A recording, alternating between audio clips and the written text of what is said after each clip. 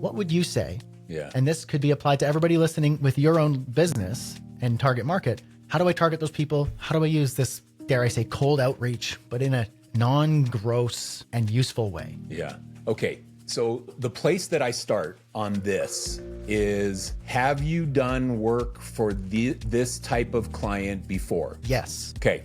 Do you have portfolio examples from that type of client? Yes. Do you have testimonials from that type of client? So many. Do you clearly understand the problem that you solve for those clients? Almost better than most. And I'm asking you all these leading questions, but everybody who's listening, because I know you know the answers to these already, but everybody listening, these are the questions that you ask at the start. Before you go and start reaching out to people, you ask yourself these questions. So that last one was, do you clearly understand the target market or the problem that you're solving for the target customer? And you said yes. Can you articulate, and don't, this is a rhetorical question, but can you clearly articulate how you solve that problem for the target customer? Usually so well that when they get on the call, they just want to know when we can start. And I've done that on my sales page, and I've memorized certain points. So yes. Yeah.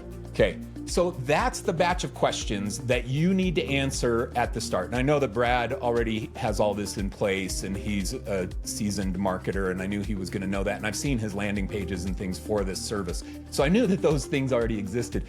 But those of you listening, that's where you start. You've got to have those things in place before you can take a niche offering to market and try and nurture a cold lead into a paying customer.